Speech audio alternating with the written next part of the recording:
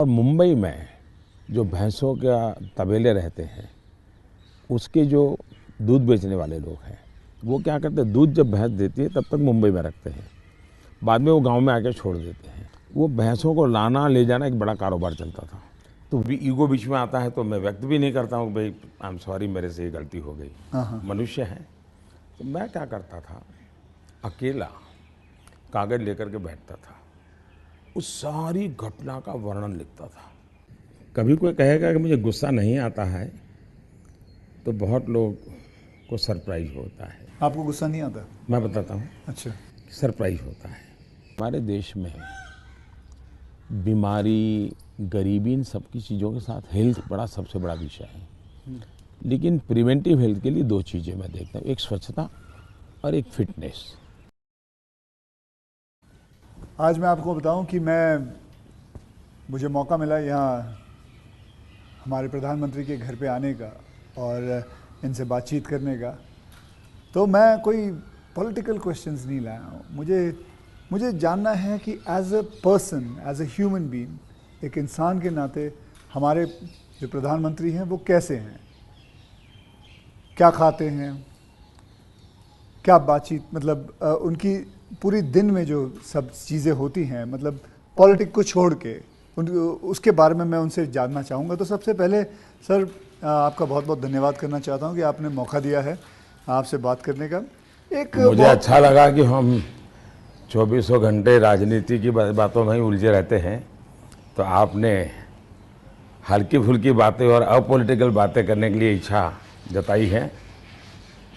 मैं नहीं जानता हूँ दर्शकों को कितनी रुचि होगी, लेकिन ज़रूर मैं खुल कर के बातें बताना पसंद करूँ। नहीं, बहुत लोग बहुत कुछ जानना चाहेंगे आपके बारे में, क्योंकि आपके पर्सनल मतलब जो लाइफ होती है, कि जैसे कि मैं आपको बताऊं, मेरा ड्राइवर है, उसकी बेटी, मैं उसको पूछ रहा था कि बेटे, तो अगर नरेंद्र मोदी जी को, हमारे प्रधानमंत्री को कोई क्वेश्चन पूछना चाहेगी तो क्या पूछना चाहेगी?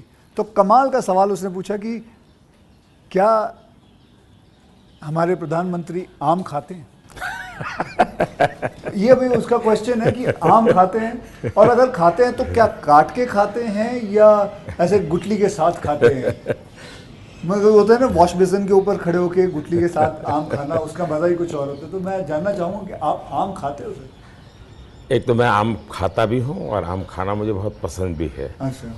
और गुजरात में आम रस की परंपरा भी है। वो तो बहुत। लेकिन जब मैं छोटा था तो वैसे तो कोई आम वाम खरीदना वरीदना तो हमारे लिए कोई उस प्रकार की कोई लग्जरी हमारे फैमिली थी नहीं। लेकिन कभी खेतों में चले जाते थे तो हमारा देश का जो किसान है बड़ा उदार रहता है। कोई खेत में आकर के खाता है तो कभी रोकता नहीं है, चोरी करता है तो रोकता है। तो आम के पेड़ पर जो पके हुए आम थे वो खाना हमें ज़रा ज़्यादा पसंद था। यानी उतारने के बाद पकाया हुआ नहीं, नेचुरल कोर्स में पका हुआ, और फिर पूरा का पूरा। अच्छा, तब तो ये हाइजीनिक की कोई समझ भी नहीं थी कि धोना चाहिए, टिकना करना, कुछ नहीं समझते थे, ऐसा ही अपना कर लेते थे। लेकिन बाद में जैसे जैसे बड़े तो कई वैरायटियों के विषय में जानने लगे, आम रस खाने की आदत लगी। लेकिन इन दोनों मुझे कंट्रोल करना पड़ता है। अच्छा, अभी फिलहाल कंट्रोल? अब फिलहाल में मुझे सोचना पड़ता है कि इतना खाऊं या ना खाऊं। नरेंद्र जी, मैं आपसे ये पूछना चाहूँगा कि आपने कभी सोचा था कि आप प्रधानमंत्री बनेंगे? कभी आपने सोचा था? और सोचा भी था तो कौन से साल में, कौन सी उम्र में आपने सोचा था कि मैं इस देश को चलाना चाहूँगा? कभी ऐसा विचार नहीं आया। अच्छा। और सामान्य लोगों के मन में बात गले नहीं उतरती है। शायद जो बन जाते हैं सबके जीवन में ऐसा होगा।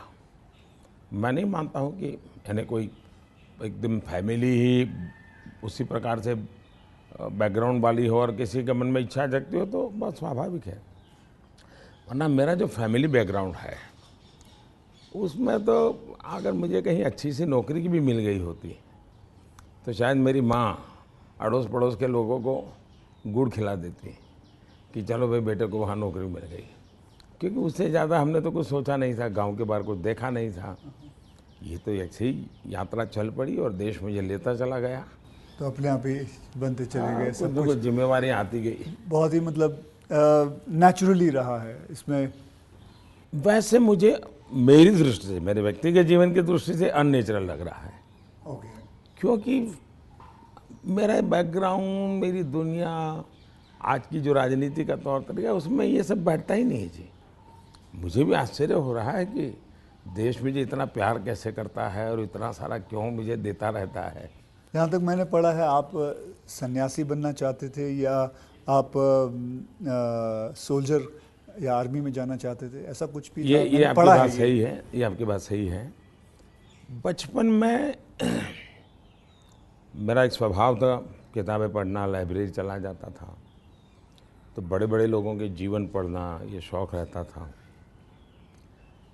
कभी फौज वाले यूनिफॉर्म में निकलते थे तो मुझे बड़ा देखता था, कभी बच्चे की तरह खड़े होकर के सैल्यूट कर देता था, मन करता था कुछ न कुछ। इतने में 1962 का वॉर हो गया, तो हमारे यहाँ से दूर एक महसाना स्टेशन है मेरे गांव से, तो वहाँ स्टेशन पे सब लोग, जो फौज के लोग ट्रेनों में जाते थे, उनका बड़ा सत्कार करते थे, चाय वगैरह, तो मैं भी चला जाता था। तो जा कर के मैं भी तो मुझे बड़ा मज़ा आता था। तो मन पे हो गया कि हाँ, ये देश के लिए जीने मरने वाला रास्ता है। तो कभी उस दिशा में सोचता था। इतने में एक बार मैंने कहीं पढ़ा कि गुजरात में कोई सैनिक स्कूल है, उसमें आप दाखिल हो सकते हैं। तो हमने अपना, अरे उस समय शायद 1 रुपया 2 रुपये से उसका सारा जानकारी मंगवाते थे। अब हमें तो अंग्रेजी आती नहीं थी, तो हमारे मोहल्ले में एक स्कूल के प्रिंसिपल मिस्टर रास विहारी मणियार करके रहते थे, तो मैं उनके पास चला गया। मुझे कभी बड़े व्यक्ति से मिलने से कभी संकोच नहीं होता था, ऐसे ही फिर चला गया मैं बाहर। ये बात सही है कि भीतर मन में था, तो मैं रामकृष्ण मिशन में चला गया। एक स्वामी आत्मस्थानंद जी हुआ करते थे, अभी उनका करीब 100 ईयर उम्र में अभी स्वर्गवास हुआ। तो मैं सीएम बना तो मेरे घर उनको फिर बुलाया मैंने, प्रधानमंत्री बना तो उनके यहाँ चला जाता था।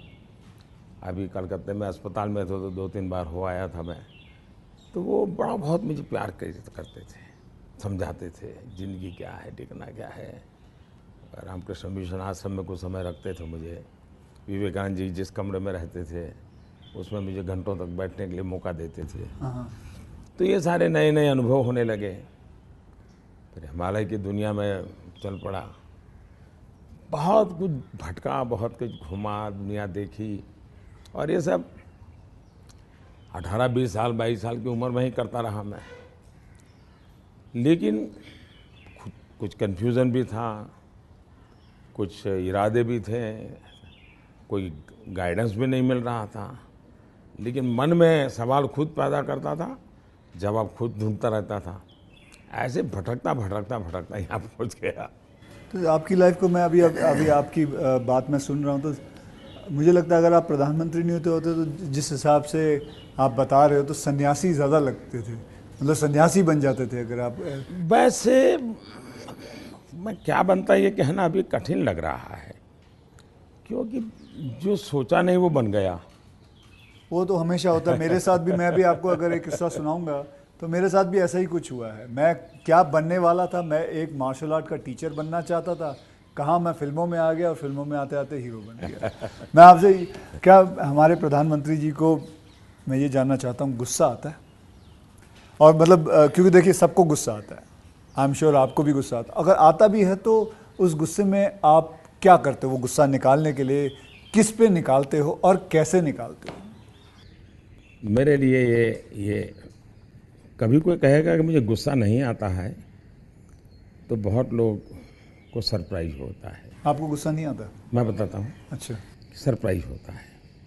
इसलिए ये कहना कि राजी नाराजी गुस्सा ये मनुष्य के स्वभाव के हिस्से हैं। अच्छा। जिंदगी उसके बिना हो नहीं, हर प्रकार की चीज़ें हर के अंदर होती हैं। लेकिन जो मेरा 18-22 साल की ज़िंदगी का जो एक बड़ा तबका था, वहाँ जो मेरी ट्रेनिंग हुई उसमें ऐसी बातें थी जिन लोगों से सीखता था। कि आपके जीवन में स्वभाव में ईश्वर ने सब दिया है। अब आपको तय करना है कि जो अच्छी चीज़ है उसको बल देते हुए कैसे बढ़ना। तो फिर ये चीज़ें हैं जो नेगेटिविटी लाती है वो रुकती है। मैं कह सकता हूँ कि मैं इतने लंबे समय तक मुख्यमंत्री रहा, इतने समय तक प्रधानमंत्री रहा, लेकिन चपरासी से लेकर के प्रिंसिपल सेक्रेटरी तक मुझे कभी गुस्सा व्यक्त करने का अवसर नहीं आया, कभी नहीं आया। लेकिन मैं आपको बताऊं, बाहर जो आपकी छवि है वो एक बहुत ही स्ट्रिक्ट एडमिनिस्ट्रेटर के नाम पे है। स्ट्रिक अलग चीज़ है। हाँ, मैं स्ट्रिक हूँ, डिसिप्लिन हूँ, लेकिन मैं किसी को नीचा दिखा करके अपमानित करके काम नहीं करता। मैं उसको प्रेरित करता हूँ। कभी कोई चीज़ है तो मैं खुद हेल्पिंग हैंड के रूप में खड़ा हो जाता हूँ।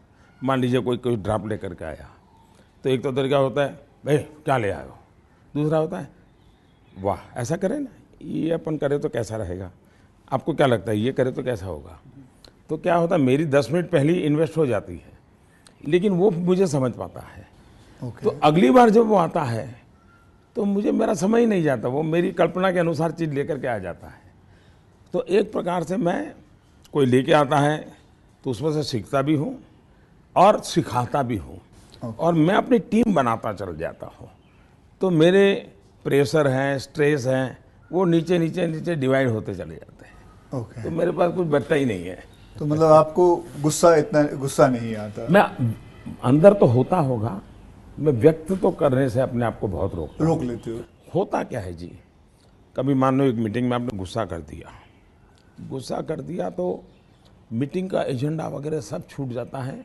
हर एक के मन पे वो 2-3 मिनट की समय रहता है, वही छाया रहता है, वो बहुत नुकसान करता है जी। तो मैं जैसे मुझे गुस्सा आता है तो मैं आपको बताऊं, गुस्सा एक निकालना बहुत अच्छी बात है। मैं छोटा मुँह और बड़ी बात, मैं आपसे बहुत छोटा हूं, और मैं कहूँगा कि आप है ना गुस्से को जो है अंदर ना रखें, उसे निकालें। जैसे मैं निकालता हूं, क्या करता हूं, एक बॉक्सिंग बैग घर पे रखा हुआ है, जितना हो सकता है सुबह 4:30-5 बजे मार लेता हूं और अपना गुस्सा निकाल लेता हूं, और फिर थक हार के बस, या कभी समुद्र किनारे चला जाता हूं और जोर से चीखता हूं, कोई भी नहीं होता है। नहीं, इसके लिए एक अलग तरीका है। अच्छा। मन की स्थिति के लिए। ओके। एक तो होता है चेहरे पर, बॉडी पे गुस्सा आना और शब्दों में व्यक्त होना। दूसरा होता है आपके इमोशंस को। मैं अपने अंदर एक चीज़ डेवलप की थी। ऐसी कोई घटना है जो मुझे पसंद नहीं आई है और मेरा मन करता है कि ऐसा क्यों हुआ। कभी होता था मेरे साथ ऐसा क्यों हुआ, कभी होता था मैंने ऐसा क्यों किया, मुझे ऐसा नहीं करना चाहिए था। और कभी ईगो बीच में आता है तो मैं व्यक्त भी नहीं करता हूँ कि भाई आई एम सॉरी, मेरे से ये गलती हो गई, मनुष्य है। तो मैं क्या करता था, अकेला कागज़ लेकर के बैठता था, उस सारी घटना का वर्णन लिखता था, कैसे हुआ, क्या हुआ और मैंने क्या किया, क्यों किया, खुद ही। और उसमें जस्टिफाई करने की कोशिश नहीं करता था। फिर उसको मैं फाड़ करके फेंक देता था, पढ़ता भी नहीं था दोबारा। फिर भी मेरा मन शांत नहीं होता था, पूरी कथा दोबारा लिखता था, 3 पेज, 4 पेज, 5 पेज, उसमें उस सारे घटनाक्रम को डाल के पूरे पेपर पे रख देता, फिर से एक बार जीवंत कर देता था। हाँ। इससे क्या होता था कि वो चीज़ें, मेरी जो इमोशंस है उस कागज़ के अंदर आकर के फिर वो जल जाती थी।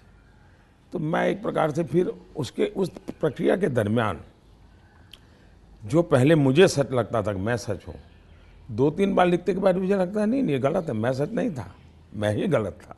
अच्छा। ये मैं आइडेंटिफाई कर लेता हूँ उसमें से। तो मतलब ये आपका तरीका है? हाँ। ये आप लेकिन अब वो नहीं रहा, इतना समय नहीं है। अच्छा। यानी मैंने अपने आप को ट्रेन उस प्रकार से किया था। से इतना बड़ा आपका घर है, जैसे मैं अपने घर पे अपनी माँ के साथ रहता हूँ, आपका मन करता है सर आपकी माँ, आपके भाई, आपके सारे जितने भी रिश्तेदार हैं आपके साथ घर पे रहें? पहला है कि अगर मैं पीएम बनकर के घर से निकला होता तो स्वाभाविक रूप से मेरा मन रहता है कि भाई सब वही रहे। मैं एक ज़िंदगी की बहुत छोटी आयु में सब कुछ छोड़ चुका हूँ, बहुत छोटी आयु में। मन नहीं करता माँ? बहुत छोटी आयु में छोड़ दिया। ओके। छोड़ दिया, उसके कारण वो ज़िंदगी ऐसी थी जो टोटली डिटैच बन गई है। और इसलिए जिसको कहे लगाव, मोह, माया, क्योंकि मेरी वो जो ज़िंदगी में जो घर छोड़ करके निकल गया था, वो जो ट्रेनिंग हुई वो उस प्रकार की हुई। और उसके कारण एक अवस्था के बाद छोड़ना है तो मुश्किल जाता है। उस समय जब छोड़ा तब तकलीफ हुई होगी, लेकिन अब ज़िंदगी वो बन गई। लेकिन फिर भी कभी माँ को बुला लिया था मैंने, कुछ दिन उनके साथ बिताए थे मैंने। पर फिर भी जैसे मेरी माँ मुझे कहता है, भाई तुम मेरे पीछे क्यों समय खराब करते हो, और मैं यहाँ क्या करूँगी तुम्हारे साथ रह के। मैं अपना चली जाती हूँ, मैं अपने पुराने गांव के जो लोग हैं कभी यहाँ मिलने आते तो बातें होती है, अपनी बातें होती, तुम्हारे साथ मैं क्या बात करूँ। तो स्वाभाविक है किसी का मन मेरे साथ नहीं लगेगा। तीसरा, मैं भी समय नहीं देता। जितने दिन माँ यहाँ रही मैं अपनी शेड्यूल में ही लगा रहता था, तो एक आध बार साथ में खाना खा लेता था। फिर मुझे भी कभी पेन होता था कि मैं रात को 12 बजे आता हूँ तो माँ को दुख हो रहा है कि क्या कर रहा है। मुझे अभी भी याद है, मैं आपसे जब पहली बार आपसे जब मैं मिला था, तो मैं गुजरात में आपसे पहली बार मिला था जब आप वहाँ सीएम थे। तो उस वक्त एक या दो मतलब मैंने आपको एक दो चुटकुले सुनाए थे और आपने भी मुझे एक चुटकुला सुनाया था। तो मैं ये जानना चाहता हूँ कि आपका ह्यूमर अब प्रधानमंत्री बनने के बाद इंटैक्ट है? आप ह्यूमर, मेरे परिवार में मेरी एक क्यों, विशेषता मैंने है। जैसे आपको बताया आपकी छवि बहुत स्ट्रिक्ट है। आपका मतलब मैंने आपके जो साथ में जो काम करते हैं कई लोगों से ऐसे ही बातचीत करते वक्त वो बातें, यार बड़ा काम करवाते हैं, तो वो जो एक बहुत स्ट्रिक्ट एडमिनिस्ट्रेटर, एक स्ट्रिक्ट हेडमास्टर, ऐसा लगता है मतलब हाथ में छड़ी होगी उनके। तो अभी भी आपका ह्यूमर एक बात तो ये जो छवि बनाई गई वो सही नहीं है। अच्छा, वो अलग बात है। सही नहीं है। और कोई ये कहता है कि मैं काम करवाता हूँ, शायद वो सही रूप में एनालिसिस नहीं कर रहे हैं। जी, वो ये कहे कि हाँ काम बहुत करना पड़ता है, उसमें सच्चाई है। ओके। लेकिन मैं किसी को दबाव नहीं करता हूँ। लेकिन वो जब खुद मुझको देखते हैं, पहले जैसे ऑफिस से आमतौर पे प्रधानमंत्री 6-7 बजे निकल जाते थे, दोपहर में भी 1-2 घंटे वो ऑफिस में नहीं रहते थे।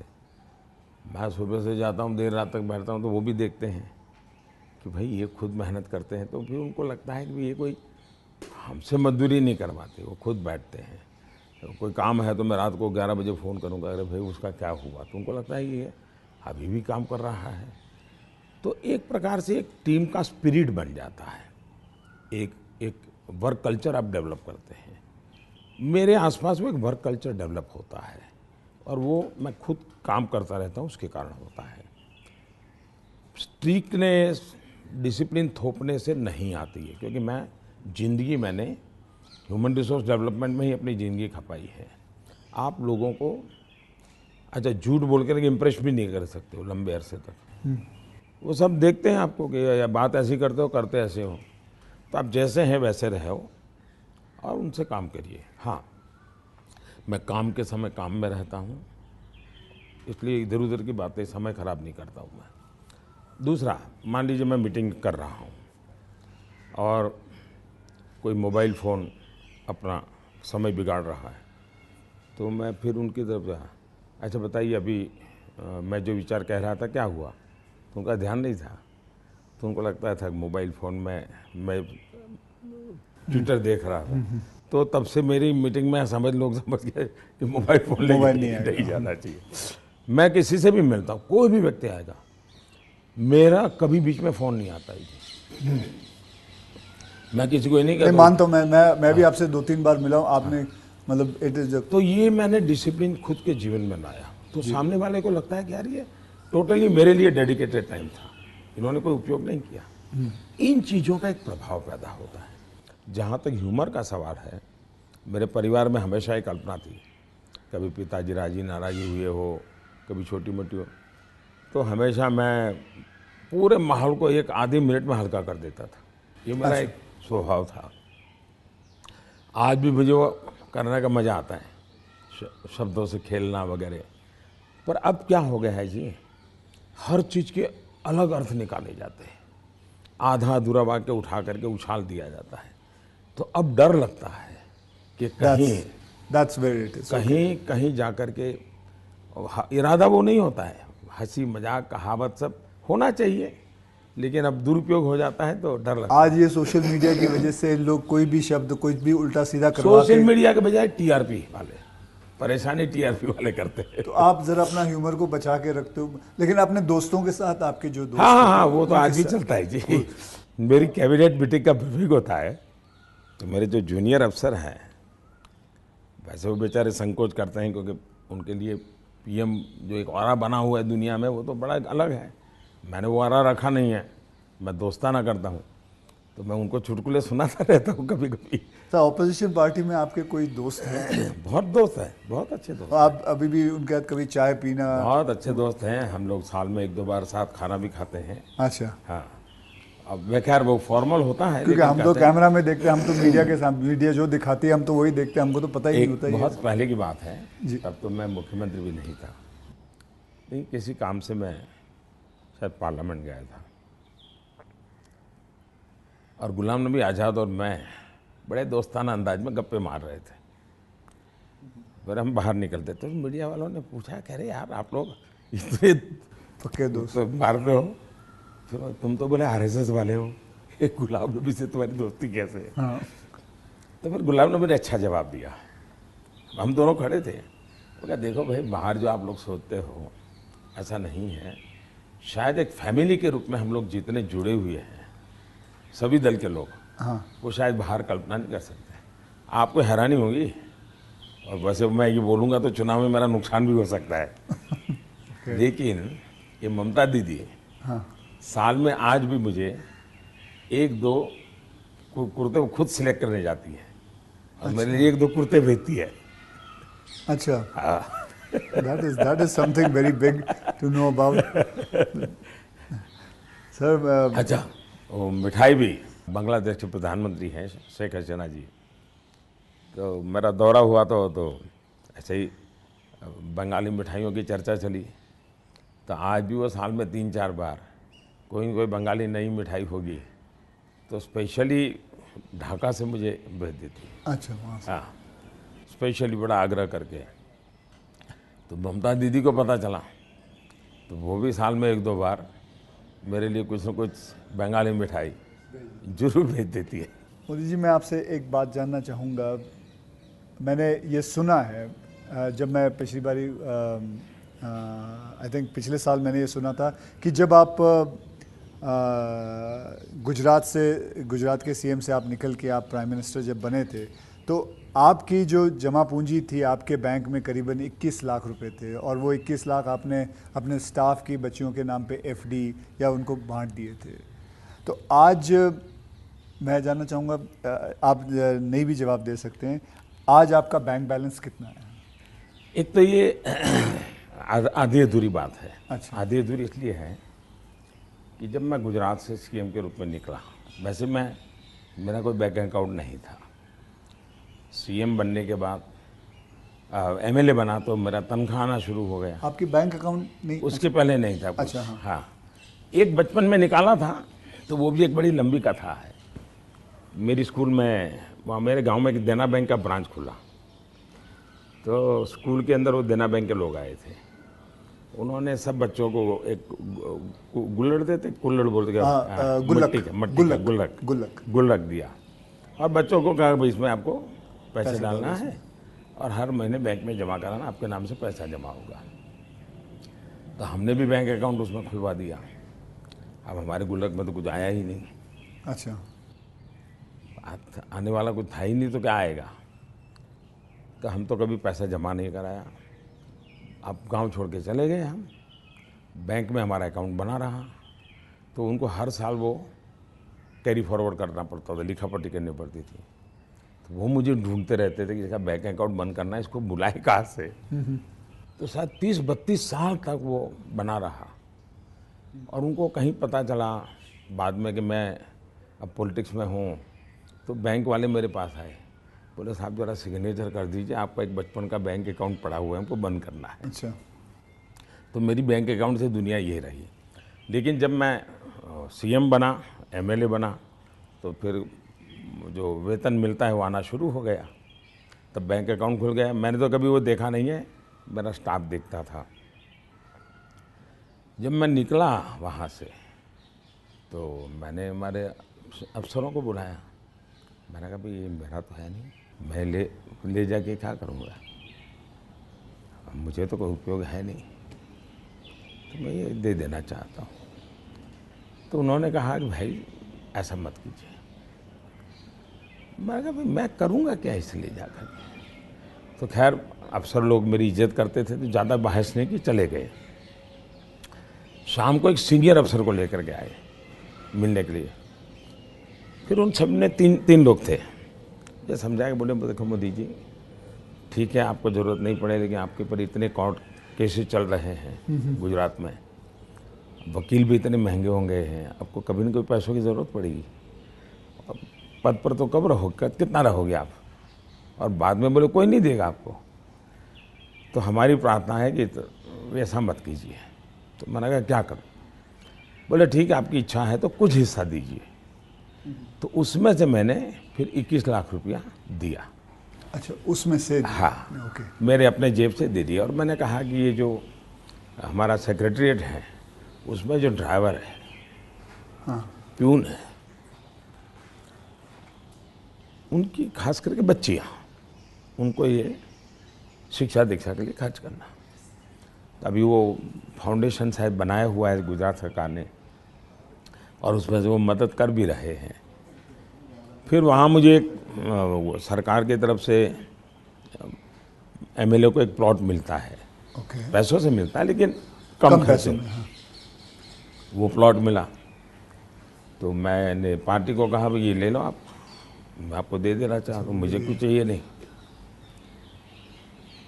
तो मेरी वो प्रक्रिया चल रही थी। फिर पता चला कि वो मामला तो कहीं सुप्रीम कोर्ट में लटका पड़ा है, शायद वो ज़मीन किसी को दे नहीं सकते, इस प्रकार का कुछ है। वो मुझे पूरा याद मालूम नहीं क्योंकि मैं इस चीज़ों में रुचि नहीं लेता। लेकिन जब भी वो क्लियर हो जाएगा तो मैंने वो भी पार्टी को देना तय किया हुआ है। साहब सच में गुजराती है ना, क्योंकि गुजराती जो होते हैं वो पैसों के लिए बहुत सही रहते हैं।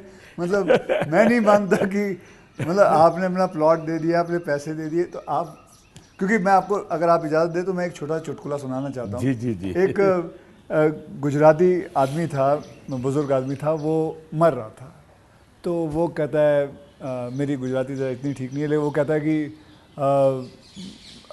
मारो दीकरो क्यों छे, मतलब मेरा बेटा तो बेटा अगर डैडी हूँ यहाँ छू, मारी दीकरी क्या छे, डैडी हूँ यहाँ छू, मेरी बीवी कहाँ है, मैं भी यहाँ हूँ, आप तीनों यहाँ हैं तो दुकान पे कौन है। तो सारे के सारे इधर ही आ गए हो, तो मेरे दुकान पे कौन है। क्योंकि मैं मानने को तैयार नहीं हूँ कि, क्योंकि मैंने देखा है गुजरात, मेरे बहुत सारे गुजराती दोस्त हैं, गुजराती जो होते हैं वो अपने पैसों को बहुत सही संभाल के रखते हैं, वो अपने पैसों से दूर नहीं रहते। मैं आपको एक चुटकुला सुना दूँ। चलो ठीक है, ये बहुत बड़ी बात। ओके। हमारे यहाँ चुटकुला चलता है कि एक बार प्लेटफॉर्म पर ट्रेन आई, रेलवे ट्रेन में। हाँ। तो ऊपर ही बर्थ पे कोई पैसेंजर सोया हुआ था। तो उसने देखा स्टेशन आया, तो उसने खिड़की में आवाज़ लगा के बाहर किसी को पूछा कि भाई कौन सा स्टेशन आया। तो उसने कहा 4 आना दोगे तो जवाब दूंगा। तो पहले जवाब की जरूरत नहीं, अहमदाबाद होगा। समझ गया मैं, बिल्कुल। तो ये बिल्कुल बात सही एक है। और एक बताता हूँ। ये किसी की आलोचना करने के लिए नहीं है, लेकिन कोई भी अर्थ निकाल सकता है, और ये सत्य घटना में से बना हुआ चुटकुला है। बहुत साल पहले, वैसे मेरी जिंदगी ऐसी थी, ये हाफ स्लीव का कुर्ता और पैजामा, जूते और थैला, यही से मैं रेलवे में भटकता रहता था, और दाढ़ी रहती थी। तो मैं पुणे स्टेशन पे उतरा। अच्छा। और कोई मेरे पास ज़्यादा सामान तो था नहीं, मेरा एक वो झोला था, एक अखबार था हाथ में। तो मैं पैदल चला जा रहा था, मुझे पुणे में आरएसएस दफ्तर में जाना था। तो मैं पैदल ही जा रहा था। तो एक ऑटो रिक्शा वाला धीरे धीरे धीरे धीरे साथ चलता गया। फिर करीब 100-200 मीटर गया होगा और उसने, मेरा ध्यान गया, मैं कही ऐसे कैसे चला रहा हो स्लोली मेरी स्पीड से। मैंने कहा भाई आपकी ऑटो रिक्शा खराब है, क्या प्रॉब्लम है आपका? तो उसने कहा साहब आप नहीं बैठोगे? मैंने कहा क्यों, मैं तो पैदल जा रहा हूँ। तो बोले आप समाजवादी हैं? मैं कहा नहीं, मैं तो अहमदाबादी हूँ। हाँ। तो मैंने कहा क्यों समाजवादी क्यों? ये बोले समाजवादी लोग, बोले हमारे पुणे के समाजवादी जो लोग हैं वो स्टेशन में पब्लिक के सामने ऑटो रिक्शा में नहीं बैठते हैं, दूर जाके गुपचुप बैठ जाते हैं। ऐसा क्यों? लोगों को इम्प्रेशन रहे कि वो मेहनत करते हैं, सादगी वाले हैं। ओके, अच्छा। तो बोले मुझे भी लगा शायद आप समाजवादी हैं तो औरों की तरह आप भी थोड़ी देर के बाद बैठ जाओगे। हाँ। तो बोले इसलिए मैं चल रहा था।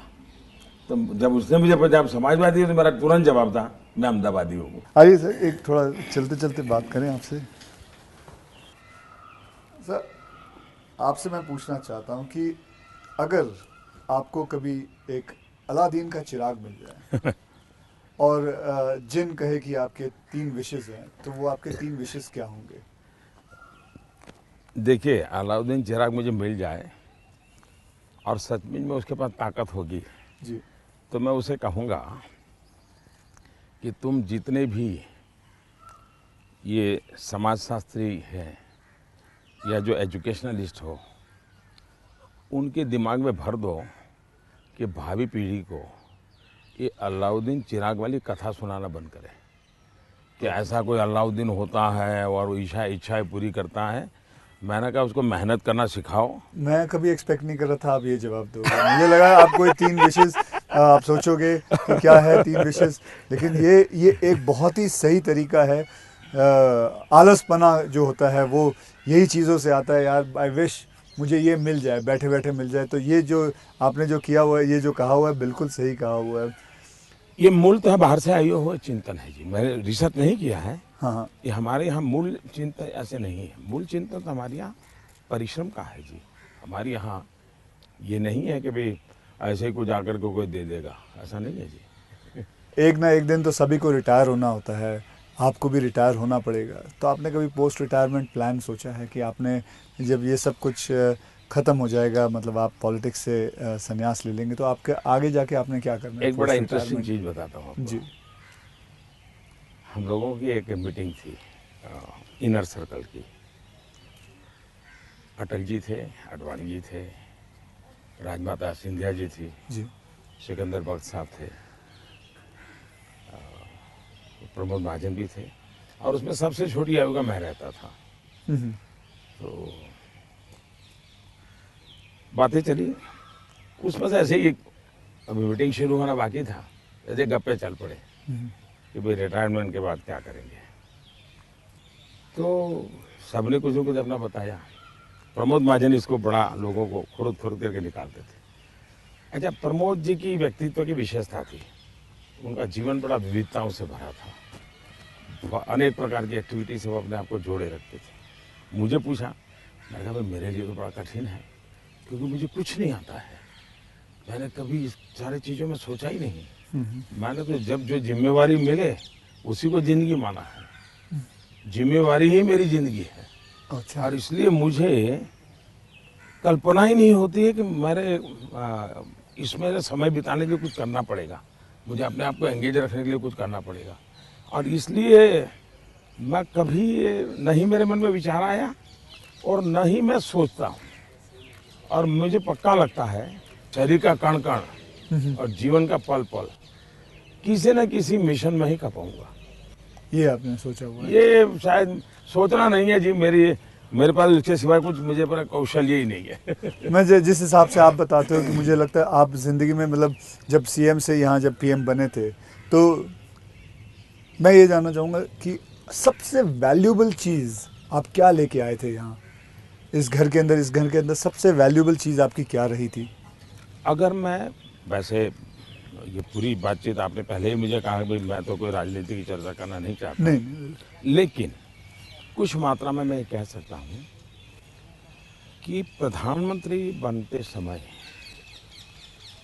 शायद और प्रधानमंत्रियों को ये बेनिफिट नहीं मिला है जो मुझे मिला है। देश में इतने प्रधानमंत्री हो गए, जी। इतने प्रधानमंत्रियों को ये बेनिफिट नहीं मिला है जो मुझे मिला है। वो ये है कि मैं लंबे अरसे तक मुख्यमंत्री रह के आया हूँ और मैं गुजरात का लॉन्गेस्ट सर्विंग चीफ मिनिस्टर था। चीफ मिनिस्टर होने के नाते आपको बारीकियों से जुड़ना पड़ता है, बारीकियों से काम करना पड़ता है। आपको इश्यू आपके सामने सीधे आते हैं, सॉल्यूशन आपको सीधा करना पड़ता है। ये तजुर्बा शायद मेरे पहले के किसी प्रधानमंत्री को नहीं मिला, इतना सद्भाग्य नहीं मिला। देवगौड़ा साहब मुख्यमंत्री रहे थे लेकिन बहुत अल्पकाल के लिए। मैं बहुत लंबा रहा हूँ। मैं समझता हूँ कि इसने मुझे देश की सेवा करने के लिए बहुत बड़ी संबल दिया, बहुत बड़ी ताकत दी है। ये मैं अपना एक मान सकता हूँ कि वहाँ से मैं लेकर के आया, ये जो देश के काम आ रहा है। आप जैसे मैं जानता हूँ, जैसे मैं आपके एक स्टाफ मेंबर से भी बात कर रहा था, आप 3 या 4 साढ़े 3 घंटे ही सोते हैं। मतलब 7 घंटे तो सोना एक अमूमन एक शरीर को चाहिए। आप 3.5 घंटे ही सोते हो? ये बात आपकी सही है। मेरे जो जितने मेरे साथी हैं, मेरे जानने वाले लोग हैं, या हमारे जो अब सरकार में आया हूँ तो डॉक्टर भी रहते हैं, उन सबका मेरे से एक ही आग्रह रहता है कि मेरी नींद में बढ़ाऊं। राष्ट्रपति ओबामा जब मुझे मिले तो वो भी सबसे पहले मेरे से इसी के में उलझ गए। बोले मोदी जी क्यों ऐसा करते हैं? बोले हम दोनों अच्छे दोस्त हैं जी, तू तारीख करके बुलाते हैं एक दूसरे को, तो तू ऐसा क्यों करता है जी? तुझे आज पता नहीं है, ये तेरा नशा है काम का, तुम करते रहोगे लेकिन तुम अपना नुकसान कर रहे हो। और वो जब भी मिलते हैं कि तुम मेरी बात मानते हो कि नहीं मानते हो, कि नींद बढ़ाई कि नहीं बढ़ाई। अब पता नहीं मेरा एक बॉडी साइकिल ऐसा हो गया है। मतलब आपको नींद आती ही नहीं है 3.5-4 घंटे के बाद? नहीं, नींद जो है मेरी इतने कम समय में पूरी हो जाती है। स्ट्रेस की वजह से तो आप उठ नहीं जाते हो कि अब मुझे काम करना है? नहीं, मैं इतना नॉर्मली देखा है आपने कि कोई भी व्यक्ति उठता है तो हाथ पैर इधर उधर करता है, आंखें ऐसे ऐसे करता है।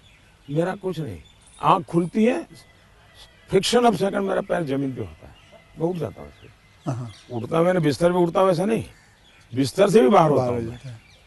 अब ये हो सकता है वो मेरी जो 18-22 साल के कालखंड में जिस जिंदगी को मैं जी रहा था जी, उसमें से शायद ये डेवलप हुआ है। अब वो मेरे शरीर का वो हिस्सा बन गया है। तो अच्छा। लेकिन मैं, जैसा आपने कहा रिटायर्ड होने के बाद क्या करोगे, तो पहला काम मैं नींद कैसे बढ़ाऊं, इस पर सोचूंगा। कहाँ बैठोगे आप? आज आपके सारे कागज पड़े हैं सर। कोई बात नहीं, आ जाओ। तो आपको कभी, मैं ये जानना चाहूँगा, वैसे कई लोग जानना चाहेंगे कि नरेंद्र मोदी जी को जब जुकाम लगता है तो वो क्या लेते हैं?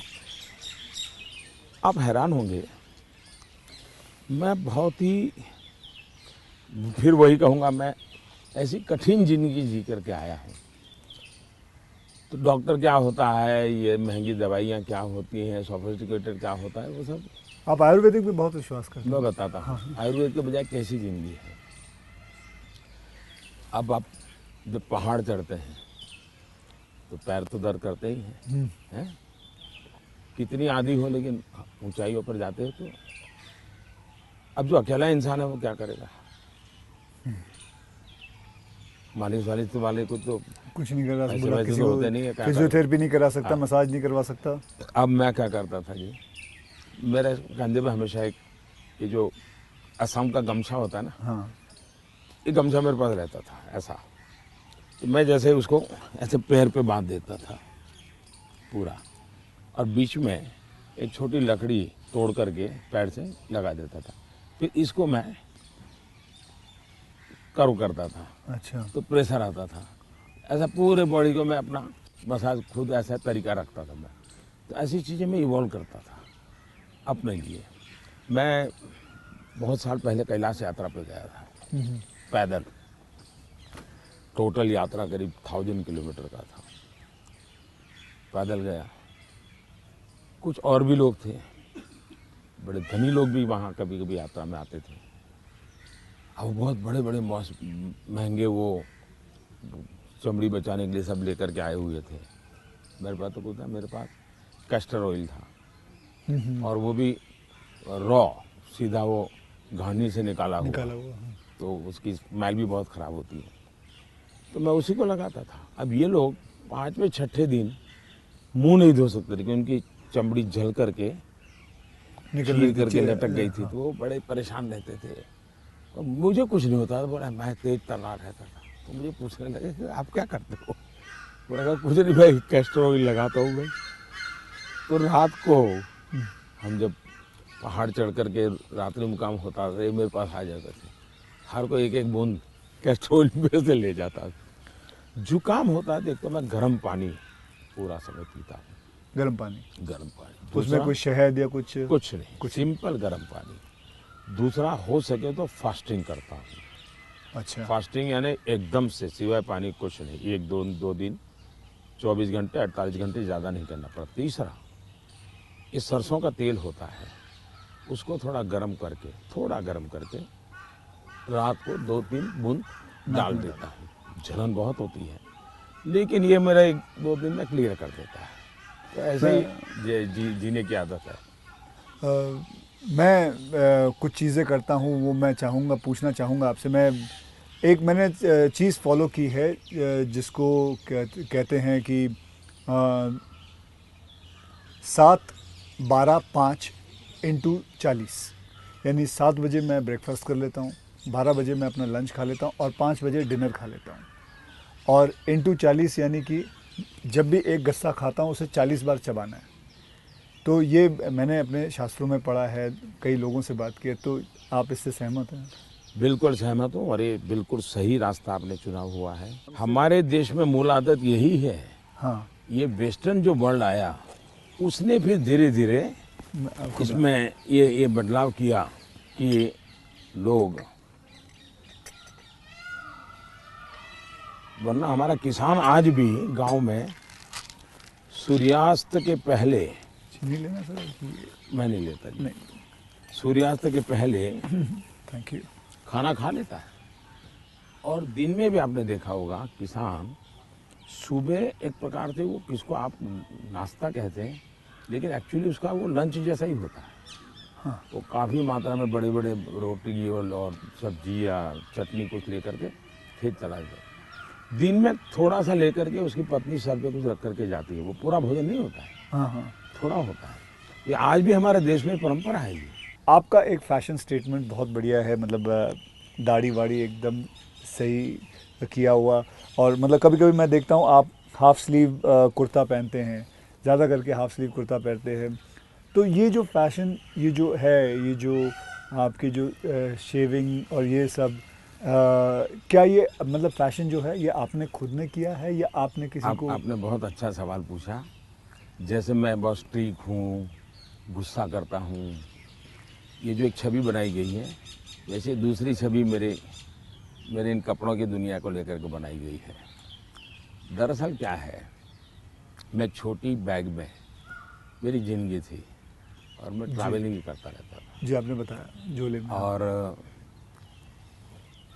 तो मैं देखता था कि एक तो मैं कपड़े खुद धोता था। सीएम बना तब तक मैं कपड़े खुद धोया हूँ। ओके। कभी मैंने कपड़े, तो फिर मैंने कैसे सोचा कि लंबी बाहें रखता हूँ तो मुझे इतना ज़्यादा धोना पड़ता है। दूसरा मेरे बैग में वो जगह ज़्यादा लेता है, तो मैंने खुद ही काट दिया था। अच्छा, वो जगह ज़्यादा लेता है इसलिए आपने इसको मैंने काट दिया था। ओके। अब वो बात वो फैशन बढ़ गया जी। ये बात सही है कि मैं ढंग से रहना, ये मेरी प्रकृति थी। शायद एक कारण ये भी था कि गरीबी के कारण कभी कभी इन्फीरियरिटी फील होती थी लोगों के बीच में। तो उसको ओवरकम करने के लिए शायद साइकोलॉजी पढ़ी होगी बचपन में, ऐसा मुझे लगता है। तो मैं क्या करता था, अब हमारे घर में वो प्रेस करने के लिए तो कुछ था नहीं, तो मैं ये बर्तन का जो लोटा रहता है उसमें कोयला भर देता था, गर्म कोयला, और उसी से कपड़ों को प्रेस करता था और पहन के जाता था। लेकिन जूते नहीं थे। तो मेरे एक मामा एक दिन आए घर पे, तो पता नहीं उनका मन कर गया तो उन्होंने मेरे लिए जूते ला दिए। तो एक कैनवास के सफ़ेद जूते हैं ना जी। हाँ, छोटे से, शायद उस समय तो 8-10 रुपये मिलते होंगे, वो ले आए। तो मैंने देखा थोड़े दिन में तो वो गंदे होना शुरू हो गए। तो मैं क्या करता था, क्लासरूम में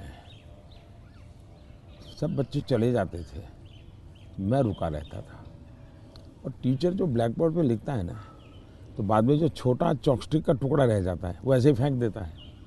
हाँ हाँ हाँ हाँ हाँ। तो मैं उसको इकट्ठा करता था, वो चॉकस्टिक के टुकड़े वो ले आता था, और हर दिन सुबह चॉकस्टिक जूतों पे लगा देता था।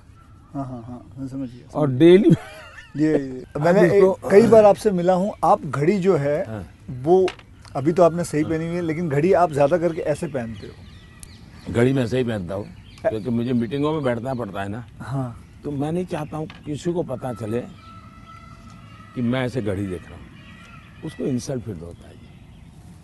अच्छा। तो मैं उसके सम्मान के लिए हमेशा कॉन्शियस रहता हूँ कि ऐसे चोरी छुपे से घड़ी देख लेता हूँ। आप कोई बैठा है बात कर रहा है और घड़ी देखते हैं तो मतलब कि आप उसको इशारा करोगे भाई बहुत हो गया जाओ, तो आप ऐसे रखते हो। हाँ। तो ये मेरे मन में ऐसा है कि ये किसी का एक प्रकार के हिडन वे में, मतलब बहुत माइन्यूटली आप लेकिन आप मानते हो, मैंने आपको ऑब्जर्व किया कि आप घड़ी उल्टी पहनते हो। मैं देखा था कई बार देखा आपने कि आप घड़ी उल्टी पहन के। सही देखा। मोदी जी, मैं आपसे ये जानना चाहूँगा कि ये जो सोशल मीडिया का आजकल तो पूरा ज़माना है, एंड मैंने देखा है कि आप काफ़ी एक्टिव रहते हैं, लेकिन जो आपको लोग प्रश्न पूछते हैं या लोग आपसे बात करते हैं, तो आप खुद देखते हो ट्विटर या इंस्टाग्राम, ये सारी चीज़ें आप देखते हो सर? मैं ज़रूर देखता हूँ, और एक प्रकार से उससे मुझे बाहर की बहुत प्रकार की जानकारियाँ मिलती हैं जी। और मैं आपका भी ट्विटर देखता हूँ और ट्विंकल खन्ना जी का भी ट्विटर देखता हूँ। और कभी कभी तो मुझे लगता है कि वो जो मेरे पर गुस्सा निकालती है ट्विटर पे, तो उसके कारण आपके पारिवारिक जीवन में बड़ी शांति रहती होगी। उनका पूरा गुस्सा मेरे पर निकल जाता होगा। हाँ। इसलिए आपको बड़ा आराम रहता, सुकून मिलता होगा। तो मैं आपके लिए इस प्रकार से काम आया हूँ, खास करके ट्विंकल जी के लिए। और शायद ट्विंकल जी को पता नहीं होगा, उनके नाना जी चिनू भाई, उनसे मैं मिला था। अच्छा, ये तो बहुत पहले। और कारण क्या था, ये बड़ा इंटरेस्टिंग है जी। गुजरात में एक बहुत बड़ा अकाल पड़ा था, तो हम लोग कुछ न कुछ सामाजिक काम करते थे। उसमें हम लोगों को ये बटर मिल्क के केंद्र चलाते थे, छाछ पीने के लिए गर्मी में लोगों को। हाँ, बटर मिल्क, तो वो मूल सुरेंद्रनगर जिले में हम बहुत बड़ी मात्रा में करते थे। तो उस एक कार्यक्रम में मुंबई में एक सज्जन थे, मिठाई के बहुत बड़े व्यापारी थे, नाम तो मैं भूल गया, वो उनको लाए थे और उन्होंने डोनेशन भी दिया था। हाँ। और हमने ऐसे छाछ केंद्र चालू किए थे बटर मिल्क के। बहुत बड़ी मात्रा में, जैसे पानी की परब रहती है वैसे छाछ की परब रहती थी, और हर गरीब व्यक्ति वो। तो उस समय मैं उस सेवा के काम में लगा था, और उस समय इनके नाना जी वहाँ आए थे, तो उस समय मेरी उनसे मुलाकात हुई थी। तब मुलाकात, काफ़ी बातें हुई थी उनके साथ, तो मेरा उस प्रकार से उनसे परिचय रहा है। तो आप मतलब खुद भी पढ़ते हो और लोगों को? बिल्कुल, मैं पढ़ता भी हूँ और मजा लेता हूँ। आपको वैसे मैं जब आप अपने ऊपर कोई मीम्स बने हुए देखते हो, जो सोशल मीडिया पे मीम्स आते हैं, तो वो मीम देख के आपको हंसी आती है? वैसे आपने कहा गुस्सा तो आता नहीं ज़्यादा करके, लेकिन वो जो मीम्स आप देखते हो तो आपको कैसा लगता है? जैसे देखो, मैं कुछ 4-5 मीम लेके आया हूँ, ये देखिए। ये लिखा है, this T seller can give nation unity, equality, safety, prosperity. तो ये एक है। इसमें लिखा हुआ है, चटनी के बिना ढोकला है बेकार, अब की बार मोदी सरकार। ये देखिए, मेरे ही सारे फ्रेटर्निटी के लोग आए थे, आपसे मिले तो सबके यहाँ लगा दिया जय श्री राम। ये आपने देखा कभी? ये मैंने नहीं देखा, ये आज देख रहा हूँ। अच्छा, ये नहीं देखा आपने? तो ये रोहित शेट्टी जो है ये एक्शन डायरेक्टर हैं, मीट्स नरेंद्र मोदी जी, और अगले दिन आपको उन पर इतना असर पड़ा, सीधा मोटरसाइकिल लिया आपने निकल पड़े। तो ये मीम देख के आपको कैसा लगता है? मैं एंजॉय करता हूँ। हाँ। मैं उसमें मोदी को कम देखता हूँ, क्रिएटिविटी को ज़्यादा देखता हूँ। हाँ, तो मुझे उस क्रिएटिविटी के प्रति यानी मेरा घोर भी विरोध होगा। मुझे बड़ा मजा आता, क्या बड़े सटीक तरीके से कहा है उसने। एक मतलब बहुत अच्छी क्रिएटिविटी उनकी है, मतलब क्या सोचते हैं ये लोग, और यूं झटके में सोच लेते हैं। हाँ हाँ, फ्रिक्शन ऑफ सेकंड जी। मैं आपको बताऊं, आप और मैं भी बात कर रहे हैं जब सोशल मीडिया का ये सबसे बड़ा बेनिफिट मुझे ये है कि मुझे कॉमन मैन की जो सेंस है, हाँ, उसकी जो क्रिएटिविटी है, उसका एनालिसिस है, ये समझने में बड़ा, वरना क्या होता है, ये बनी बनाई लोगों की जो परोसी हुई चीज़ होती थी जी, 5 स्टार फूड जैसा होता था वो, ये एक प्रकार से फुटपाथ पर का जो चने चबेने और पकौड़ा होता है, हाँ हाँ, वैसा सोशल मीडिया का मटेरियल होता है। फिनिश नहीं होता, लेकिन उसमें से आपको सच्चाई हाथ लग जाती है। मैं तो ये वेट कर रहा हूँ जब ये आएगा तो इसके ऊपर भी बड़े मीम्स बनेंगे। हाँ, इसके ऊपर भी बड़े मीम्स बनेंगे। तो आप तो खैर तैयार है, मैं मुझे मेरे लिए पहली बार होगा ये, मतलब कुछ लोग होते हैं इंटेंशन से आपको चुभे इसलिए करते हैं, जी, जानबूझ करके। उस समय आपने अपने आप को संतुलित रखने से उसके सारे इरादे फेल हो जाते हैं हाँ हाँ, और वो उसकी नींद हराम कर देते हैं। अगर आप उसको रिएक्ट करते हैं, रिस्पॉन्ड करते हैं, तो उसको मजा आ जाता है। लेकिन देखा छोड़ दिया तो उसकी नींद खराब है। मैंने इतनी मेहनत की, इतना मोदी जी के बाल नोचने वाली चीज की, मोदी को कोई हो ही नहीं रहा है, तो वो परेशान हो जाता। हाँ, फिर वो अपना बंद भी कर देता थोड़ी देर बाद। ये भी बात सही है। बस सर, आपसे बात करके मुझे बहुत बहुत मज़ा आता है। आपसे मैं 2-3 बार पहले भी मिल चुका हूँ और आज मुझे मौका मिला है आपसे वार्तालाप करने का, आपसे बातचीत करने का, तो बहुत अच्छा लगता है। As a human being and not as a prime minister, as a human being you are a lovely person, you are a person जिसने ज़िंदगी में सब कुछ देखा है, झेला है, पाया है और खोया भी है, और सैक्रिफाइस आपकी ज़िंदगी के, मैं ये मेरा एनालिसिस है जो मैं आपसे अभी बात करके मेरा एनालिसिस है कि आपकी ज़िंदगी के आपने बहुत सैक्रिफाइसेस भी किए हैं। So we are glad, I am glad that मुझे ये मौका मिला है आपसे बातचीत करने का। क्या आप मंथली आपकी जो सैलरी में से कुछ आप अपनी माता जी को भेजते हैं? ऐसा है कि हमारी माता जी खुद मुझे देती है आज भी। अच्छा, वो भेजती हैं? आज देती है। जिस दिन जब भी मिलने जाऊंगा तो 1.25 रुपया वो पक्का मेरे हाथ में देती है आज भी। अच्छा, और वो हमसे कभी अपेक्षा नहीं करती, कभी अपेक्षा नहीं करती, उनको ज़रूरत भी नहीं है। दूसरा, शायद मैं एक ऐसा मुख्यमंत्री भी रहा और एक ऐसा प्रधानमंत्री रहा हूँ, मेरे परिवार पर का कोई खर्चा सरकार पर नहीं है, वरना बाकियों को परिवार का मेडिकल हेल्प मिलता है सब, मेरे परिवार कुछ लेता नहीं, कुछ नहीं लेता है। मैंने, हाँ ये बात है, बिल्कुल बिल्कुल। तो ये एक प्रकार से, लेकिन इसका मतलब ये नहीं कि कोई माँ के प्रति लगाव नहीं है, ऐसा नहीं है, लेकिन जीवन ही ऐसा बन गया है कि मैंने अपने आप परिवार, पूरा देश को अपना परिवार बना लिया है, इसी में लगा रहता हूँ, यही काम करता रहता हूँ। मोदी जी, मैं ये जानना चाहूँगा कि आपको मतलब बचपन में ऐसा कौन सा खेल था जो आप खेलते थे?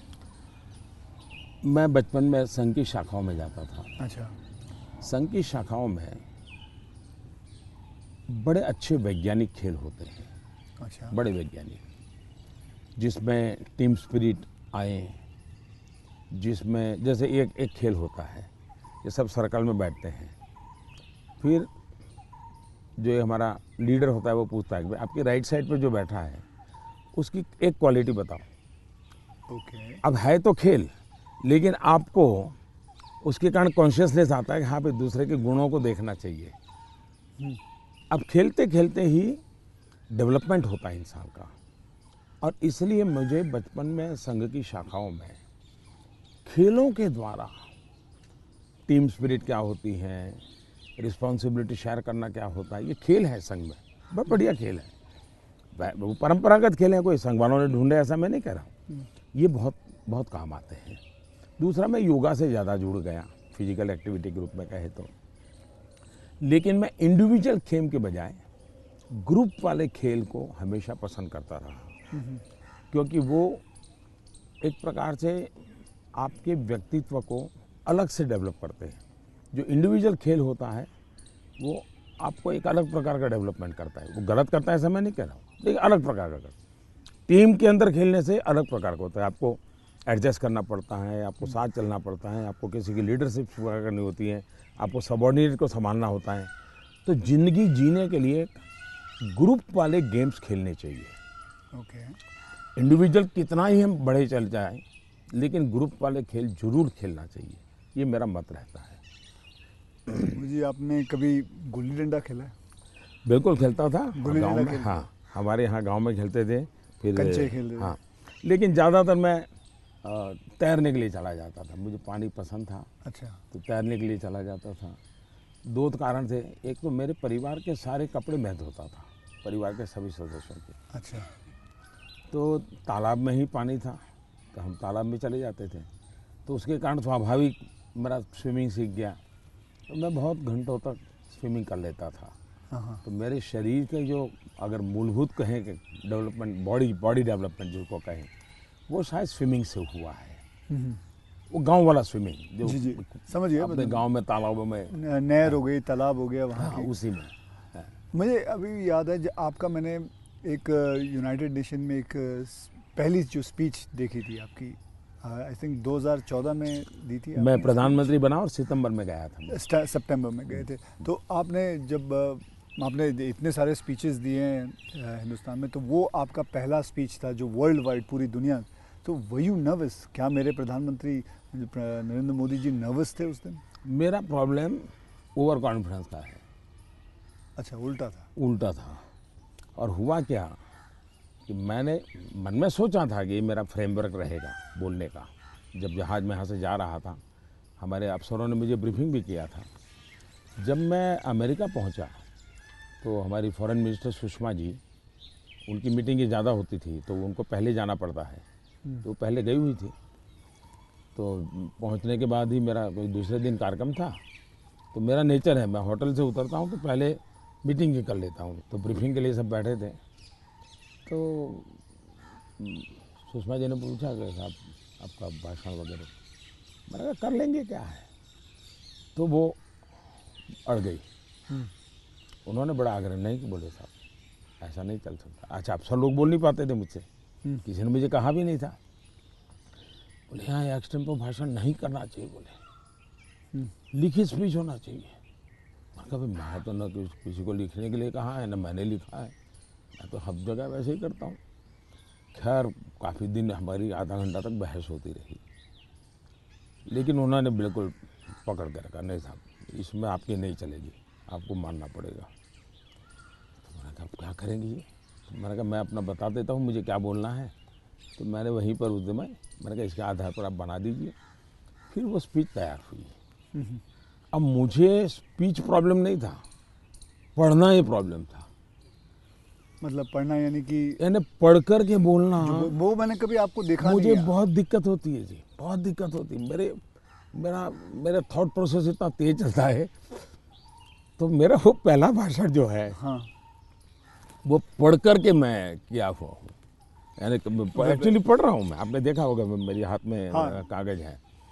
तो ये अच्छा, सबसे पहले मुझे नेपाल प्रधानमंत्री बनने के बाद तो वहाँ भी मैं एक्सटेम्पो बोल दिया था, और वो भाषण आज भी मशहूर है जी। आज भी मशहूर है भाषण।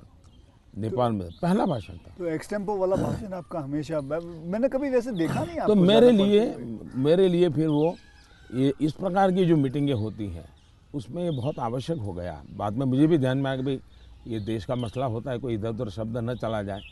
तो फिर खैर मुझे उस डिसिप्लिन को फॉलो करना चाहिए। लेकिन मेरे पहले भाषण का मेरा अनुभव ये है। ठीक है, ये अच्छा। फिल्में देखते हैं? अभी नहीं देख पाता हूँ। लास्ट फिल्म कौन सी देखी? लेकिन मेरे गांव में एक थिएटर था जी। और मेरा एक दोस्त था दशरथ करके, उसके पिताजी थिएटर के बाद सिंह चना बेचते थे। अच्छा। और हम गांव वाले उनको लक्ष्मण भाई थिएटर वाला बोलते थे। वो बेचते थे तो चना से, तो उनसे हमारा परिचय था। तो हम वहाँ जाके बैठते थे, और अगर थिएटर में दर्शक कम है और जगह बची है तो फिर वो थिएटर के बाहर ही बैठते थे। तो वो मालिक को कह देते कि ज़रा इन बच्चों को बिठा दो ना, तो फिर वो मुफ्त में हमको थिएटर में जाने का मौका मिल जाता था। वो लक्ष्मण भाई जो सिंह चना बेचते थे उनके कारण। तो मैं और हमारा वो दोस्त है दशरथ, तो हम दोनों जाके बैठ के मूवी देखते थे। तो बचपन में मूवी देखने का यही एक हमारा तरीका था। बाद में तो ज़िंदगी ऐसी बन गई तो कोई मौका नहीं मिलता। लेकिन शायद एक अमिताभ बच्चन जी आए थे जब मैं सीएम था। अच्छा। तो उनका बड़ा आग्रह था, एक पा फिल्म शायद, जी बिल्कुल। तो देखने के लिए उनके साथ में चला गया था। एक बार अनुपम जी खैर आए थे, उन्होंने टेररिज्म को लेकर के एक फिल्म बनाई थी। सीएम था मैं, टेररिज्म को लेकर के एक फिल्म बनाई थी, वेडनेसडे शायद। हाँ वेडनेसडे। हाँ, तो वो मैं उनके साथ देखने चला गया था। तो ऐसा कुछ हुआ है, लेकिन वो भी ज़्यादा लेकिन पीएम बन के बिल्कुल नहीं, अब तो आपके वक्त भी नहीं मिलता। बिल्कुल नहीं कर पाया। अब आपने बिल्कुल ज़रा नहीं से कर पाया। क्या मैंने एक फिल्म बनाई थी, आपको मैंने हल्का सा कुछ बताया भी था पहले कि टॉयलेट एक प्रेम कथा पे फिल्म बनाई थी। और मैं खुद देख नहीं पाया, लेकिन मैंने लोगों को बहुत कहा हाँ वो कि देखो भाई सामाजिक जीवन पर कैसे फिल्में चल सकती है और बन सकती हैं। हाँ वो कमर्शियल हिसाब से मैंने पूरे बनाए थे, बल्कि गाने वाने वगैरह ये माँ पिता सब कुछ उसमें रखा हुआ था। और नहीं, असली कथा पे मैसेजिंग, था। सोशल मैसेजिंग था, वो अच्छा था। हाँ तो लेकिन खैर वो तो मैंने रियल लाइफ में किया था, लेकिन आपने रियल लाइफ में करीबन 9 करोड़ से भी ज़्यादा टॉयलेट्स बनाए हैं। तो ये तो मतलब ये मतलब ऐसा कैसा हो गया जैसे कि आपने जैसे ही आप प्राइम मिनिस्टर बने तो सबसे पहले आपने स्वच्छता के ऊपर बात की, टॉयलेट्स के ऊपर बात की। तो आपको वो डर नहीं लगा कि आप पहली बार मतलब आप प्राइम मिनिस्टर बन रहे हैं और सबसे पहला मतलब द फर्स्ट फ्यू मुद्दा इसी पे रखा हुआ है, स्वच्छता पे रखा हुआ है। स्वच्छता आपके लिए बहुत मायने रखती है। मेरे जीवन में मैंने गांधी जी वगैरह जो पढ़ा है, और कुल मिला के मैं देखता हूँ कि हमारे देश में बीमारी, गरीबी, इन सब की चीज़ों के साथ हेल्थ बड़ा सबसे बड़ा विषय है। लेकिन प्रिवेंटिव हेल्थ के लिए 2 चीज़ें मैं देखता हूँ, एक स्वच्छता और एक फिटनेस। आप अपने शरीर को फिट रखिए, बनाइए, तो बाकी आर्थिक रूप से बोझ बनता नहीं है ज़िंदगी, उस प्रकार से जिए। पर्सनल हाइजीन में तो हमारे यहाँ शास्त्रों के कारण, संस्कारों के कारण, घर में आओ तो पैर धो करके आओ, हाथ धो, मंदिर में जाते हो तो नहा करके जाओ, सब बहुत सिखाया जाता है। सोशल हाइजीन के प्रति हम उदासीन रहे हैं। और भारत जैसा देश दुनिया में, अगर इतना बड़ा दुनिया को देने के लिए टूरिज्म डेवलप नहीं हो रहा है, एक कारण है गंदगी जी। वैसे भी किसी भी समाज के लिए शोभा नहीं देता है। तो मेरे मन में एक बड़ी चीड़ है, और मैंने सोचा इसको एक जन आंदोलन बना देना चाहिए। और देश को गर्व होना चाहिए, हम लोगों को गर्व होना चाहिए कि हमारे देशवासियों ने इस कार्यक्रम को अपना बना लिया। और ये 9 करोड़ टॉयलेट बन जाना, 2014 के पहले 38% रूरल सैनिटेशन था, 98% हो गया। मतलब देश तैयार था। और मुझे खुशी है कि देश ने किया है, मैं तो कौन होता हूँ करने वाला जी, देश ने चीज़ को उठा ली। आप एज अ प्राइम मिनिस्टर आप कभी चिल एकदम आराम करते हैं, मतलब कुछ आराम से बैठ के यूं बैठे हैं गार्डन में सोच रहे हैं, बस ऐसे ही कुछ नहीं, चिल आउट के लिए मेरी एक आदत है, मुझे अब कर नहीं पाता हूँ लेकिन मेरा बड़ा स्वभाव रहा है। एक तो मुझे सुबह 5 बजे चाय पीने की आदत है, बिना शक्कर। चीनी में लेता मैंने नहीं, देखा हाँ चीनी लेता नहीं हूँ। अच्छा, नहीं लेते। मुझे कोई प्रॉब्लम नहीं है, लेकिन आदत नहीं लेता हूँ। दूसरा, मुझे शाम को 6 बजे, दिन में किसी के साथ कटसी के लिए बैठ गया, थोड़ा ले लिया 2 घूंट, तो अलग बात है, चाय की आदत नहीं है। लेकिन शाम को 6 बजे मुझे चाय की आदत है, ऐसा लगता है मेरी बॉडी रिक्वायर कर रही है। लेकिन वो मुझे तब मज़ा आता है, मैं छत के नीचे नहीं हूँ, सीधा आसमान से मेरा संपर्क होना चाहिए, खुले में बैठा हूँ, अकेला बैठा हूँ, और वहाँ आराम से चाय पीता हूँ। ये मुझे बहुत पसंद आता है। और वो जगह कौन सी है? यहाँ भी मैं कर लेता हूँ, और मेरे ऑफिस के उसमें भी कर लेता हूँ। अच्छा। लेकिन जो साउथ ब्लॉक का ऑफिस है वहाँ संभव नहीं है। वहाँ तो एकदम से वो बंद कमरा है। लेकिन ये मेरी पसंद की जगह काम है। दूसरा एक चीज़ मैंने बहुत की थी, और जो जैसा आपने कहा रिटायरमेंट के बाद क्या करोगे, तो उस काम को ज़्यादा करूँगा। पहले मैं रेगुलर करता था, मैं कभी दिवाली नहीं मनाता था जी। अच्छा, नहीं। मैं दिवाली में 4-5 दिन कहीं चला जाता था, और 5 दिन के लिए मेरी जो रिक्वायरमेंट रहती थी पानी वगैरह वो साथ ले लेता था, और वो भी मैं उठा के ले जाएगा उतना ही। और मैं पहले रिसर्च करके रखता था कहीं जंगलों में कोई जहाँ इंसान न हो, लेकिन पीने के लिए शुद्ध पानी अवेलेबल हो, ऐसी जगह ढूंढता था और वहाँ जाके मैं रहता था। कभी पेड़ के नीचे, क्या कोई खंडहर कोई मिल गया तो उसमें पड़ा रहता था। अच्छा, उस समय मैंने तो टीवी वगैरह तो थे ही नहीं, रेडियो भी मैं साथ नहीं रखता था, ना अखबार, ना कुछ नहीं, कागज पेन भी नहीं, किताब भी नहीं, कुछ नहीं। अच्छा। और 5 दिन मैं ऐसे ही अकेला रहता था, प्रकृति को देखना। एक प्रकार से मेरा वो कार्यक्रम का नाम था, मैं मुझसे मिलने जाता हूँ। ओके, मैं मुझसे मिलने जाता हूँ, ऐसा ही मेरा, वो मेरी ज़िंदगी में बहुत बड़ी ताकत देने वाली चीज़ है। तो अभी कई वर्षों तक अब नहीं कर पाता हूँ, अब तो क्या SPG वगैरह ऐसा कवर हो गया है, ज़िंदगी अलग हो जाती है, लेकिन बहुत सालों तक मैंने नहीं किया है, और मैं उससे बहुत ताकत पाता था। और जो विचार आए आने देता था, किसी विचार को टिकना है तो टिकना, कुछ लिखता भी नहीं था, ऐसे ही रहता था। तो यही मेरा एक तरीका रहता था। आपका और मेरे में कॉमन यही है कि आप चाय बेचते थे और मैं जी वेटर था। दोनों के, आप और मेरे में ये भी है कि हम दोनों के कोई गॉडफादर नहीं थे, हम अपनी ज़िंदगी अपने टर्म्स और कंडीशंस पे बनाई है बस। तो ये रहा है बस। जब मैं चाय बेचता था बहुत कुछ सीखने को मिला मुझे, बहुत लोगों से मिलने का मौका मिलता था, हर एक के स्वभाव को समझता था। बिना कारण जो चाय पीने वाला है गुस्सा करता था, डांट देता था, तो इन चीज़ों को सीखने में बहुत काम आया। लेकिन एक चीज़ मैंने बहुत मज़ेदार है मेरी ज़िंदगी की, मैं जब लोगों से हिंदी में बात करता हूँ तो बहुत सरप्राइज करते मुझे। हमारे सिकंदर बख्त साहब थे, बीजेपी के लीडर जी। वो मुझे हमेशा कह रहे हैं, यार मोदी तू इतनी बढ़िया हिंदी कैसे बोल लेता है, तू तो बोले गुज्जू है, ये तेरा मुरारजी, वो दोस्ताना है तो बहुत बढ़िया आयु के थे, बोले तेरा मुरारजी इतने साल तक यहाँ रहा लेकिन उसको हिंदी बोलना नहीं आता है, ऐसा मुझे। तो उसका कारण ये था कि मैं चाय बेचता था, तो मेरे गांव में ये जो ट्रेनें तो बहुत कम आती थी, लेकिन ये जो मालगाड़ी होती है, जो माल ढोती है, वो ज़्यादा आती थी। और मुंबई में जो भैंसों का तबेले रहते हैं, उसके जो दूध बेचने वाले लोग हैं, वो क्या करते हैं, दूध जब भैंस देती है तब तक मुंबई में रखते हैं, बाद में वो गांव में आके छोड़ देते हैं। वो भैंसों को लाना ले जाना एक बड़ा कारोबार चलता था।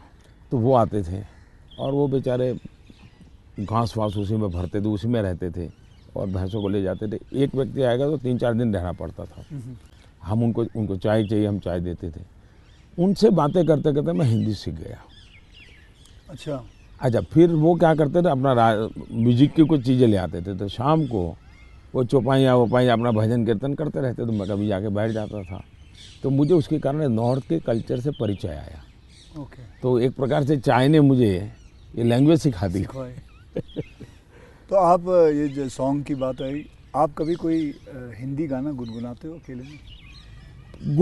गुनगुनाना तो नहीं होता है, लेकिन मैं जब चाहता तो मेरे मन पे जो कुछ गीत है, ज्योति कलश छल के, या ये पवन वेग से उड़ने वाले घोड़े, ऐसे जो गीत थे बहुत पुराने, तो बहुत अच्छे लगते थे।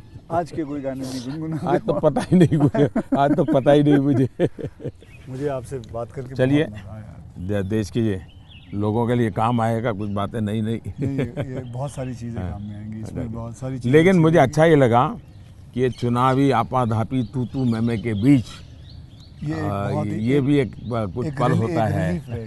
तो जो आप पूछते हैं ना कैसे रिलैक्स होते हो, ये भी तरीका है रिलैक्स होने का। बहुत रिलीफ रहेगा।